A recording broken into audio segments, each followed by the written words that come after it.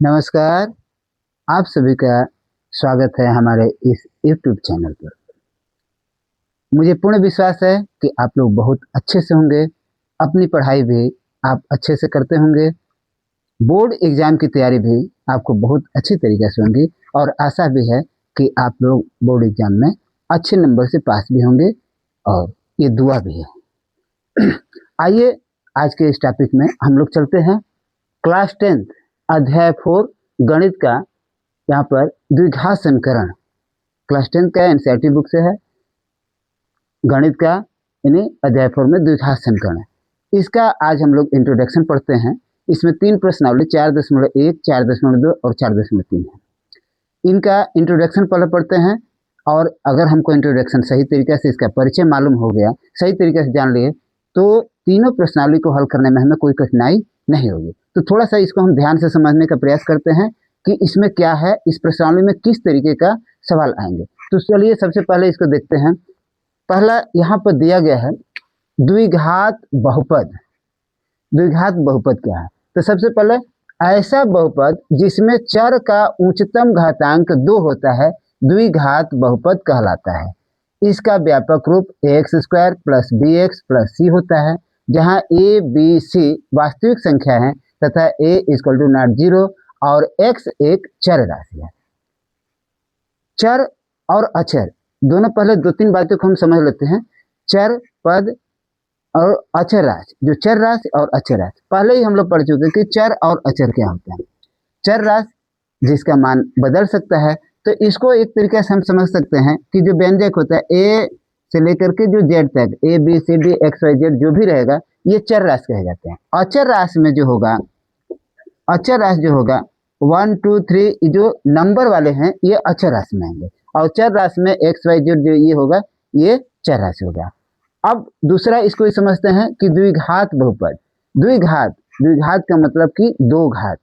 बहुपद मतलब कि 1 पद, 2 पद, 3 पद, ये सारे जो होते हैं यहाँ एक पद ही होता है। पद ये टर्म्स हो गया, जिस तरीके से 2x ये एक पद हो गया, 3xy ये भी एक पद है, 3x ये भी एक पद है, और यहाँ पर 3 है ये भी एक पद है।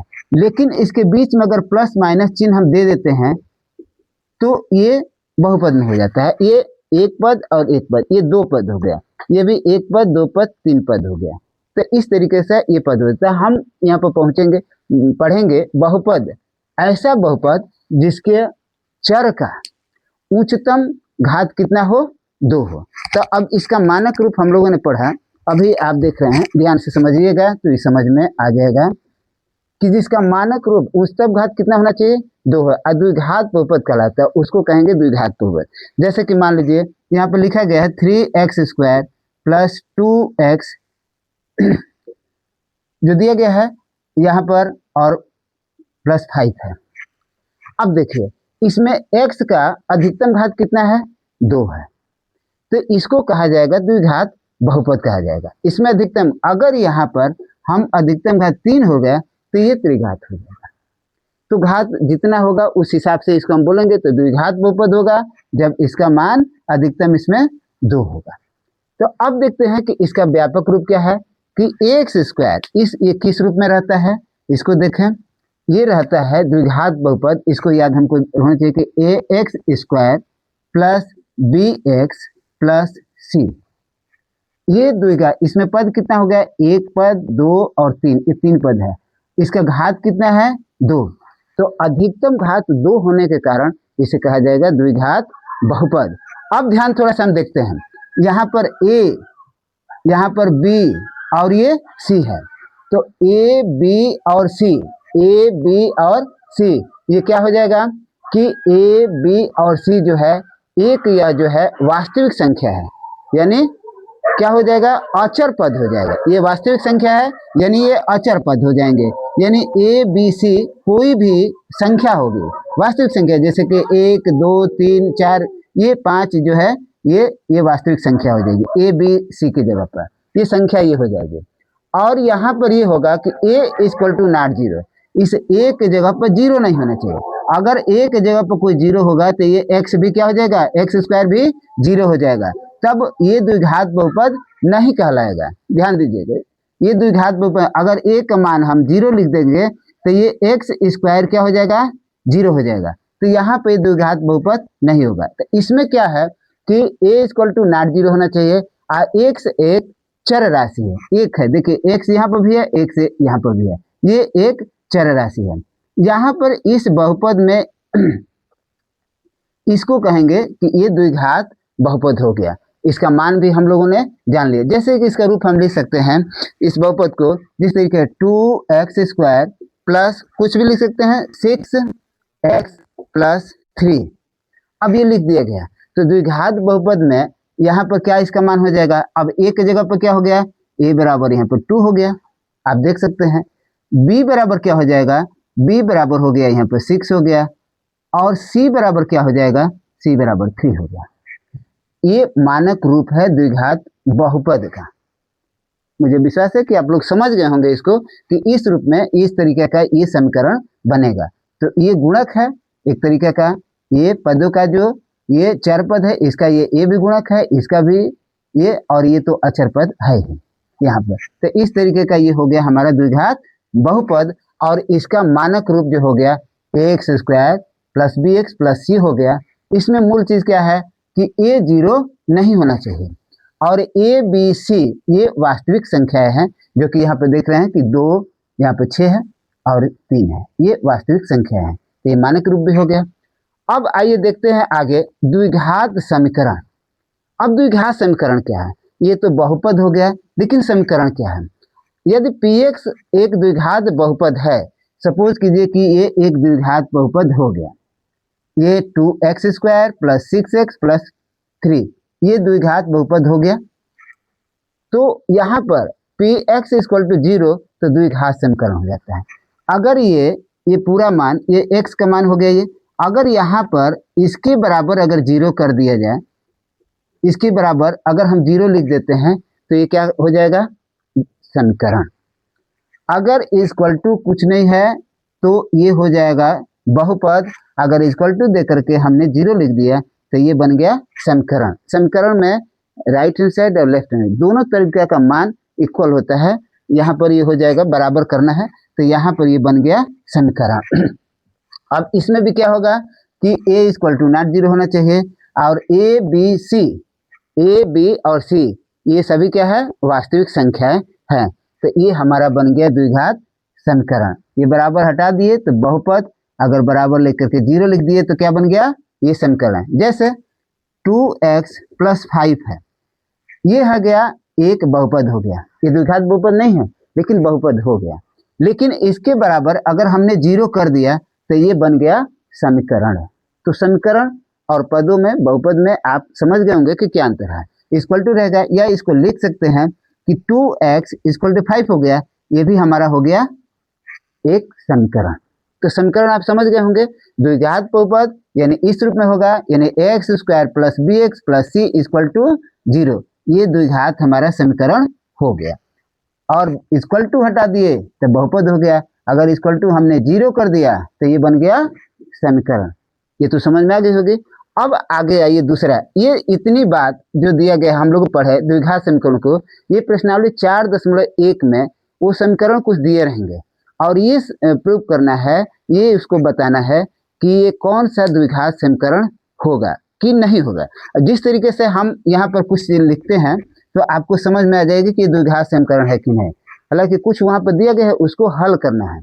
तो यहाँ पर अगर हम लिख दें कि 2x² plus 5x plus 3 equal to 0, अगर हम यहाँ पर दूसरा चीज लिख दें कि 2xy plus 5xy plus 3 equal to 0, क्या इसमें दोनों में द्विघात समीकरण कौन हो सकता है?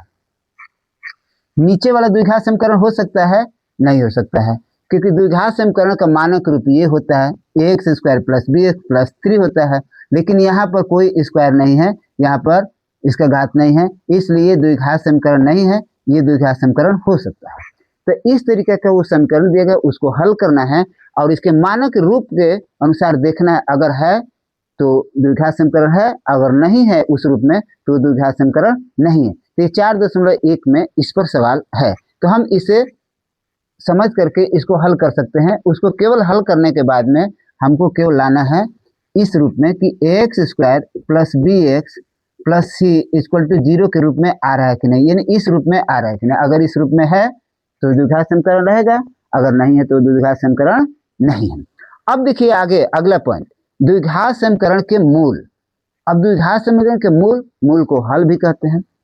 तो द्विघात समीकरण में यहाँ पर चर के वे सभी मान, चर मतलब क्या है, यहाँ पर एक्स है, चर इसमें क्या है, एक्स है। चर के वे सभी मान जो किसी द्विघात समीकरण को संतुष्ट करते हैं द्विघात समीकरण के मूल या हल कहलाते हैं। फिर ध्यान से एक बार समझें, चर के वे सभी मान जो किसी द्विघात समीकरण को संतुष्ट करते हैं द्विघात समीकरण के मूल या हल कहलाते हैं। तो चर के वे सभी मान यानी x का वह मान जो चर इसमें क्या है, x है, जो चर इसमें क्या है, x है। तो x बराबर ऐसी कोई संख्या, ऐसा कोई चीज होगा जो कि इस समीकरण में अगर हम रखते हैं तो इसका मान कितना आ जाएगा, 0।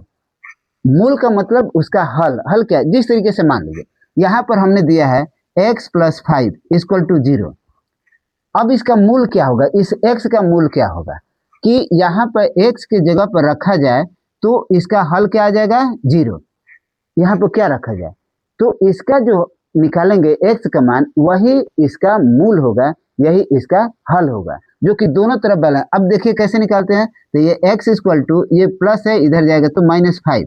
इसका मतलब कि x का जो हल निकला क्या निकला, -5। इसका मतलब कि x की जगह पर अगर हम यहाँ पर -5 और ये +5 रखेंगे तो ये 0 हो जाएगा, यानी दोनों तरफ हमारा बैलेंस बन गया, राइट हैंड साइड और लेफ्ट हैंड साइड दोनों तरीके का बैलेंस बन गया।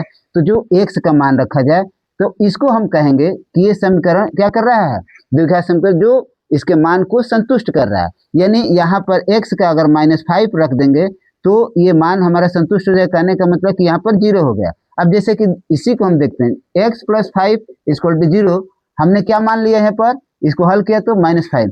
क्या x के जगह पर अगर हम 6 रख दें तो 6 प्लस 5 इक्वल टू क्या, 0 होगा, नहीं होगा। इसका मतलब कि इस समीकरण का हल यानी ये 6 नहीं होगा, क्या होगा यहाँ पर, इस समीकरण का हल -5 होगा, जो इस समीकरण को क्या कर रहा है, संतुष्ट कर रहा है।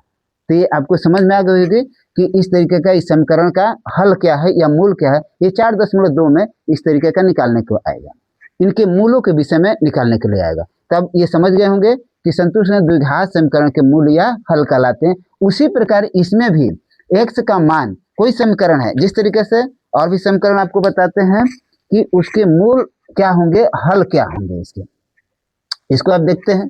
देखिए यहाँ पर जिस तरीके से 2x² प्लस 6x प्लस 3 ये द्विघात समीकरण हो गया, ax² plus bx plus c के रूप में है। तो ये द्विघात समीकरण, अब इसमें इसका मूल क्या हो सकता है। अब एक चीज यहाँ पर ध्यान रखना है कि जो मूल पूछा जाए तो जो भी द्विघात समीकरण है तो उसका जो अधिकतम हल आएगा 2 आएगा। x का कितना मान आएगा, 2। जब इसकी मूल आएगी तो x का मान 2 होगा। x का कोई भी 2 मान आएगा जो कि इस समीकरण को इसमें मान रखने पर यहाँ पर क्या हो जाएगा, 0 हो जाएगा, यानी इसको संतुष्ट कर देगा। इस पक्ष में मान रखेंगे, उधर रखेंगे तो ये क्या हो जाएगा, 0 हो जाएगा x का मान, यानी x का ऐसा मान जो ये चर पद है x कि इस समीकरण को क्या कर रहा होगा, संतुष्ट कर रहा होगा। यानी जोड़ने घटाने कोई भी आएगा तो यहाँ पे क्या हो जाना चाहिए, इसका मान 0 हो जाना चाहिए। तो इसका कितना हल निकलेगा, जो द्विघात समीकरण में x का इसका हल 2 आएगा, ये इसका मूल होगा, यानी इस मान को संतुष्ट कर देगा। तो ये द्विघात समीकरण का ये मूल निकल जाएगा। इसी तरीके से जो x का मान हम निकालेंगे। अब आइए दूसरा अगला बात कि द्विघात समीकरण का विविक्तीकर क्या होता है। अब द्विघात समीकरण का विविक्तीकर देखते हैं हम इसी समीकरण से, ध्यान देंगे। विविक्तीकर जो होता है, विविक्तीकर यानी विविक्तीकर को हमने राशि जो होती है किसके बराबर, इस द्विघात समीकरण में, ये द्विघात समीकरण x² plus bx plus c बराबर 0, ये इस रूप में है। अब इसका विविक्तीकर को हम देखते हैं तो विविक्तीकर में क्या निकलता है, जो b, अब इसका पहले मान हम देखते हैं कि a बराबर क्या है यहाँ पर 2, b बराबर क्या है 6 और c बराबर क्या है 3 है। ये पहले हम समझ लेंगे। a बराबर 2 हो जाएगा, b बराबर 6 हो जाएगा और c बराबर क्या हो जाएगा 3 हो जाएगा। ये तो समझ में आ गया होगा। अब इसमें विविक्तिकर का फॉर्मूला है, विविक्तिकर को d से निरूपित करते हैं, d equal to b square minus 4ac।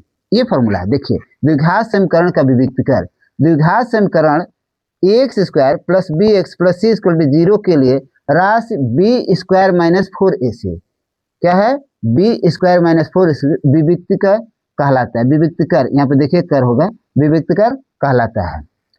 इसे d से प्रदर्शित करते हैं तो d बराबर क्या हो गया, बी स्क्वायर माइनस 4ac। बहुत महत्वपूर्ण सूत्र है, इस पर 3 बार पूरा सवाल निकालने के लिए आएगा, 2-3 पर ये विविक्तिकर निकालने। तो इस फार्मूले को हमें याद होना चाहिए, d equal to b square minus 4ac। अब इसी में से पहले हमने इसका मूल रूप देख लिया, ये द्विघात समीकरण कैसे होता है, इसमें a क्या है, b क्या है और c क्या है, इन तीनों को हमने समझ लिया। और उसके बाद विविक्तिकर में क्या है, आसान तरीका है, हमको ये याद हो जाएगा। तो d equal to b square minus 4ac, यही विविक्तिकर d होगा, इसका मान जो आएगा ये विविक्तिकर होगा। अब इसको हल करने के लिए अब देखिए इस समीकरण में इसका विविक्तिकर निकालना होगा, जिससे से 2x square plus 6x plus 3, इसका हम विविक्तिकर कैसे निकालेंगे। तो देखिए d इक्वल टू d का मतलब विविक्तिकर, b स्क्वायर, तो b का मान हमने क्या लिया है 6 लिया है, तो 6 स्क्वायर माइनस अब क्या है यहाँ पर 4ac, तो ये हो गया हमारा 4 गुणे a का मान कितना है 2 है, गुणे c का मान कितना है 3 है। अब देखिए विविक्तिकर क्या निकलेगा 36 हो जाएगा, माइनस 4 दूनी 8 अतिरिक्त 24, तो 36 में से 24 घटेगा तो क्या आ जाएगा 12। इसका मतलब कि इस समीकरण में विविक्तिकर कितना हुआ 12, ये हमको निकालना है।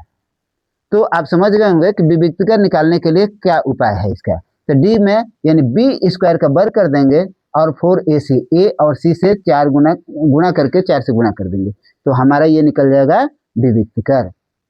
अब ये विविक्तिकर निकालने को हम सीख लिए। अब देखिए इसमें x का मान निकालने के लिए, x का मान निकालने के लिए हम समीकरण को हल भी करते हैं, हल करने का और भी तरीका है। और सिरेधराचार्य सूत्र से x का मान निकालने के लिए ये फार्मूला है, इस फार्मूले को हमको याद हो जाएगा, तो हम x का मान इस फार्मूले के द्वारा भी हल कर लेंगे। जो हमारा विविक्तिकर है, विविक्तिकर निकाल करके इस फार्मूले से हम इसको हल कर लेंगे। x का मान हम इसमें से निकाल सकते हैं कि x का मान क्या होगा। अब देखिए क्या है, x equal to minus b, यहाँ पर प्लस है नीचे माइनस है, under root b square minus 4ac। इस चीज को समझिए, x का मान निकालने के लिए क्या करना है, माइनस b का मान इसमें मालूम है आपको, देखिए जैसे b का मान 6 है, हर समीकरण में दिया रहेगा, और प्लस और माइनस हम लोगों ने अभी क्या पढ़ा था कि द्विघात समीकरण में x का मान कितना आएगा 2, तो 2 निकालने के लिए देखिए यहाँ पर दिया है एक प्लस एक माइनस, यानी b का मान और इस मान में एक बार जोड़ के देखेंगे, एक बार घटा के देखेंगे, तो 2 मान हमारा निकल जाएगा। तो अब देखिए इसको x इक्वल टू क्या है माइनस बी प्लस माइनस यहाँ पर under root b square minus 4ac, तो बी स्क्वायर माइनस 4ac बटा में क्या है 2a। ये सभी मान हमको मालूम है, a का भी मान निकालने मालूम है, b भी हम समझ रहे हैं और c भी समझ रहे हैं। इसी का मान इसमें रख देंगे तो हमारा x का मान आएगा, तो एक बार जोड़ने के बाद और एक बार घटाने के बाद, तो 2 मान हमारा निकल जाएगा। अब ध्यान देना है यहाँ पर, ये विविक्तिकर है, यदि हम b square minus 4ac, b square minus 4ac ये जो दिया गया है इक्वल टू डी, यानी d बराबर 4 बी स्क्वायर माइनस 4ac हुआ, तो अगर यहाँ पर इसके जगह पर हम d लिखते हैं तो बराबर किसके बराबर होता है d के बराबर। तो यहाँ पर देखिए तब x equal to minus b plus minus under root d upon 2a, यानी ये मान विविक्तिकर d के बराबर है, तो ये लिखें चाहे d लिख दें। अगर हमको विविक्तिकर मालूम है तो ये करने की जगह पर d का मान हम लिख देंगे, सीधे हो जाएगा, इस पर फॉर्मूले पर हल कर लेंगे तो हमारा मान आ जाएगा। अब देखिए इसी मान को भी हम लोग हल करके देख सकते हैं कि ये अब इस फार्मूले पर हल करेंगे, तो देखिए हमने विविक्तिकर इसके निकाल लिया है 12 निकाल लिया है, और यहाँ पर 12 माइनस 12 हो जाएगा, और प्लस करेंगे ये विविक्तिकर यहाँ पर d के जगह पर 12 हो जाएगा। अब b का मान कितना हम लोग निकाले हैं 6 है, तो ये 6 प्लस ये अंडर रूट 12 हो जाएगा, और नीचे में यहाँ पे देखिए एक करके दिखाते हैं आपको इस मान को। इस फॉर्मूले में x का मान कैसे निकलेगा, तो हम लोगों ने लिखा अभी x equal to minus b plus minus under root d करके निकालते हैं 2a। अब देखिए 2a यहाँ पर इस फॉर्मूले के इंसान में 2x² plus 6x plus 3 equal to 0 इस फॉर्मूले पर रखेंगे x का मान निकालने के लिए। तो एक करते हैं, देखते हैं, उसके बाद आगे आप लोग करेंगे। अगला प्रश्नावली में ऐसा ही करने को मिलेगा। तो यहाँ पर x इक्वल टू हो जाएगा माइनस बी। बी का मान कितना है? यहाँ पर बी का मान देखिए 6 है, तो यहाँ पर हम लिख सकते हैं माइनस 6 हो जाएगा। और प्लस, पहले प्लस करके निकालते हैं, अंडर रूट क्या हो जाएगा? अंडर रूट इसमें डी का मान हम लोगों ने निकाला है, डी का मान 12। अगर नहीं निकला तो फिर ये इस फार्मूले पर ऐसा रखेंगे तो ये 12 ही आएगा, तो 12 हो गया। और बटा में 2a इंटू 2 इंटू ए का मान कितना है? ए का मान यहाँ पर देखेंगे कि ए का मान 2 है। ए का मान कितना निकला है? 2, तो ये 2 हो जाएगा। अब इसको हम लोग हल कर लेंगे। 2 इंटू 2 यानी equal to minus 6 plus under root 12 upon 4। इसको ये हल किया तो एक एक्स का मान ये आ जाएगा, ये एक्स का मान हो गया। फिर यहाँ पर माइनस दे के हल करेंगे तो फिर इसका दूसरा मान आ जाएगा।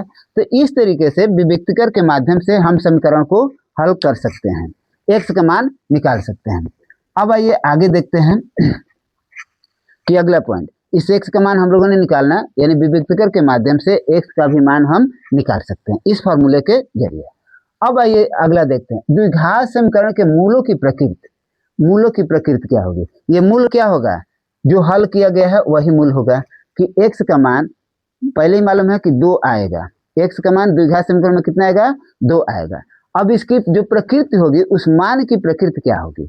आप प्रकृति में क्या समझ रहे हैं कि ये कह रहा है कि पहला पॉइंट को ध्यान देना कि यह, और मूलों की प्रकृति निकालने के लिए हमको विविक्तीकर निकालना पड़ेगा। उसको विविक्तीकर निकालेंगे तो उसे मूल्यों की प्रकृति हमको मालूम चल जाएगी। या समीकरण को हल करने, तो हल करने से पहले अगर विविक्तीकर निकाल लेते हैं तो हम मूल्यों की प्रकृति मालूम कर लेंगे। ये सारा सवाल ये 4.3 में आपको मिलेगा। तो ये अगर समझ जाएंगे तो 4.3 प्रश्नावली आसान तरीके से हल हो जाएगा, केवल इसी तरीके से हल होगा।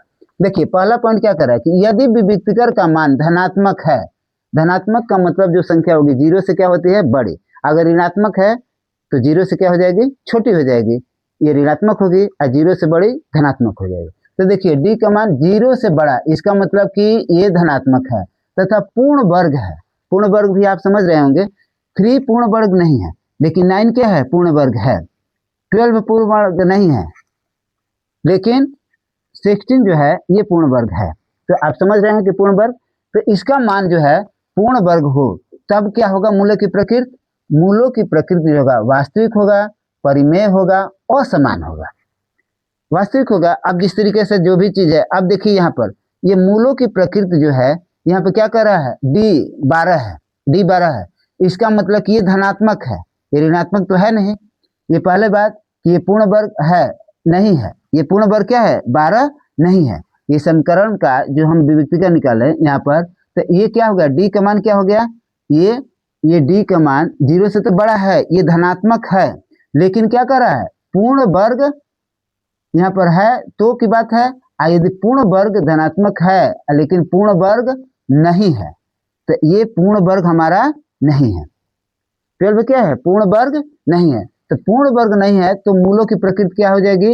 वास्तविक होगी, अपरिमेय होगा, असमान होगा। वास्तविक का मतलब जो भी संख्या आएगी, जैसे कि अंडर 3 हो गया तो ये अपरिमेय हो गया, तो ये वास्तविक होगी, हो गया अपरिमेय संख्या होगी। तो इस तरीके से ये अपरिमेय हो गया और असमान होगी, यानी असमान की दो जो मूल आएगा एक्स का मान दोनों अलग अलग आएंगे, दोनों समान। कई जगह आप आएंगे आगे बढ़ेंगे तो कि मूल समान होंगे। समान का मतलब 3 भी आएगा एक बार, 3 भी, दोनों ये समान आ जाएगा।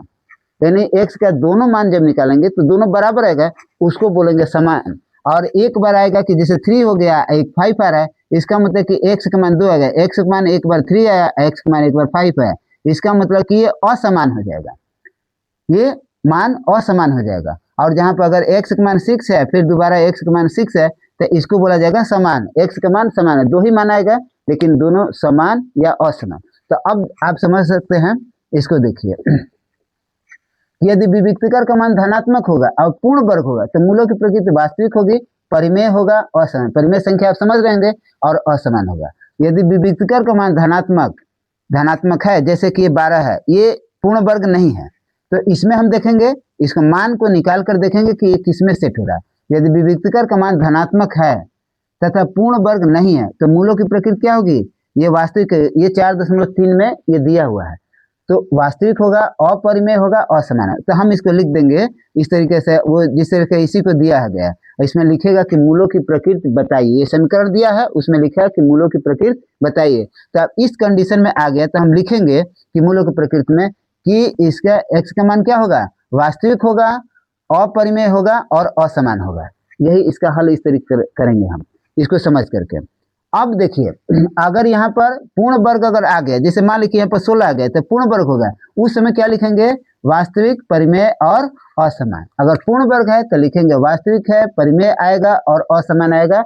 x का मान हल करने पर ये आता है तो उस तरीके से लिखेंगे। अब देखिए तीसरा, यदि विविक्तकर का मान ऋणात्मक हो, यानी ये माइनस में आ जाए, कई हल करने के बाद विविक्तकर क्या आ सकता है, माइनस में आ सकता है। जैसे -3 हो गया, -4 हो गया, -12 हो गया। अगर डी का मान इस तरीके से आ गया तो ये सभी क्या है, 0 से छोटा है, 0 से क्या है, छोटा है। तो अगर उस तरीके का आएगा मान तो ऋणात्मक हो तो मूलों की प्रकृति अवास्तविक काल्पनिक मूल होगा। इसका मतलब कि उस समीकरण को जब हल करेंगे तो x का मान हमें नहीं आ पाएगा, वो ऐसा x का मान नहीं मिलेगा कि जो कि इस समीकरण को संतुष्ट कर दे। इसलिए उसका क्या हो जाएगा, अवास्तविक होगा और काल्पनिक मूल होगा, उसका मान नहीं निकाल पाएंगे हम। तो यहाँ पर ये तीनों समझ लिए, अगर ऋणात्मक होगा d का मान तो वहां पर वो काल्पनिक मूल होगा। अब ध्यान दीजिए, यदि विविक्तकर शून्य d बराबर 0, यदि हल करने के बाद जैसे 36 है, यहाँ भी 36 आएगा तो इसका मान क्या हो जाएगा, 0, यानी d का मान कितना आ जाएगा, 0। ये हल करने के बाद d निकालेंगे तो d का मान 0 आ जाएगा। उस समय मूलों की प्रकृति क्या होगी, वास्तविक होगी, परिमेय होगा और समान होगा। वास्तविक होगी, संख्या होगी 3, 4 कुछ भी होगा, परिमेय होगा तो ये 3 और 4 परिमेय संख्या है। और यहाँ पर कह रहा है कि समान होगा, तो ये दोनों जो संख्या होगी, या तो 3, 3 होगा, 4, 4 होगा, कोई भी संख्या हो सकती है जो x का मान 10, 10 हो गया, कुछ भी, ये जो आएगा मान x का मान, यानी दोनों परिमेय संख्या होगी और दोनों x का मान क्या हो जाएगा, समान हो जाएगा। तो इस कंडीशन में ये 4.3 में ये इस तरीके का सवाल दिया हुआ है। तो आप लोग समझ गए होंगे कि 4.1, 4.2 में ये मूल है, इसको हल करने की बात है, और 4.3 में मूलों की प्रकृति पूछा हुआ है। तो ये हम समझ गए होंगे, मुझे विश्वास है कि पूर्ण रूप से समझ गए होंगे। इसको केवल डी वाला ये समीकरण हमको याद करने के लिए केवल मूल ये है कि डी बराबर b² - 4ac, इसको याद कर लेना है। और ये x का मान निकालने के लिए -b plus minus √b² - 4ac, ये आसान है, ये याद हो गया तो इसी को रख देना है अपान 2a। यहाँ पर यदि इसके जगह पर हमने d का मान रख देंगे, ये इसका मान d है तो यहाँ पर -b प्लस माइनस √d अपान 2a हो गया। तो इस फार्मूले पर हम इस पूरे सवाल को जितने भी इसमें प्रश्नावली में तीनों में है हम हल कर सकते हैं। और ये हमका ये पूरा समझ में आ गया कि द्विघात समीकरण क्या होता है। तो इस तरीके से इसको हम लोग समझ लिए। अब अगली वीडियो में हम इस प्रश्नावली के सवालों को हम लोग हल करना सीखेंगे। इससे पहले 4 के पहले पूरा 3 तक हमने वीडियो बना दिया है, इसे देखने के लिए आप प्लेलिस्ट में जा सकते हैं। और मेरे चैनल पर आपको क्लास 10 का भी केवल साइंस मैथ, क्लास 9 का भी साइंस मैथ मिलेगा, और पीछे वाले वीडियो में भी, और क्लास 6 से भी आगे के वीडियो में मैथ साइंस, कुछ जीएस का टॉपिक रहेगा, और उसके बाद में सारा प्लेलिस्ट में आपको वीडियो देखने को मिल जाएगा। तो मुझे पूर्ण विश्वास है कि आपको वीडियो पसंद आया होगा। अगर वीडियो पसंद आया है तो इसे आप लाइक करें, शेयर करें अपने दोस्तों में, और तथा इस चैनल को सब्सक्राइब करें। बहुत बहुत धन्यवाद।